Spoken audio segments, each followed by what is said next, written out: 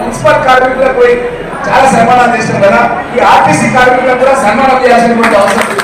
ఎందుకంటే అంత పనివర్తిని వాళ్ళకి అయిపోయింది, ఆ పనివర్తిని తట్టుకోవడమే కష్టం ఉన్నది. అట్లాంటి పరిస్థితుల్లో మన కర్మశ్రీ లాంటి వాళ్ళకి ఇంకా కష్టం వచ్చి పడేది. వీళ్ళను కండక్టర్లు కూడా సహకరించాలి. ఎందుకంటే మనం సహకరిస్తేనే వాళ్ళు కూడా వాళ్ళ పని చేసుకోవడానికి అవకాశం ఉంటుంది. ఇప్పుడు ఎట్లుందంటే ఒక సైడ్ ఏమో ఆర్టీసీ కార్మికుల మీద ఒత్తిడి దొరికిపోయింది, ఒక సైడ్ ఏమో 7,25,000 కోట్ల రూపాయల అప్పుతో ఉన్నటువంటి రాష్ట్రాన్ని కేసీఆర్ మనకు వారసత్వంగా ఇచ్చిపోయాడు కదా ముఖ్యమంత్రి.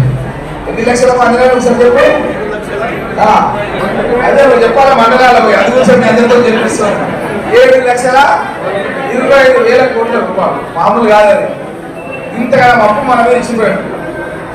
మన ఆర్టీసీ కార్మికులేమో మాకు ఇంకా పెంచాలి, మాకు రావాలి, మా డబ్బులని వాడుకున్నారు, మా డిపాజిట్లని మా కార్మికులని మా దగ్గర డిపోలో పెడితే మన ఆర్టీసీ యజమాన్యం వాళ్ళు వాడేసుకున్నారని ఒక సైడ్ నుంచి కార్మికులు ఆందోళన నడుస్తున్నారు. కొత్త రిక్రూట్మెంట్ చేద్దామంటే ఇంతకుముందే మన ఆర్ఎం గారు చెప్పేది ఈ 4 బస్సులతో పాటు 2 కొత్త అంబులెన్స్ కూడా తీసుకొచ్చినాం. ఒకటి టోపాకు సంబంధించింది మన విజయ్ కుమార్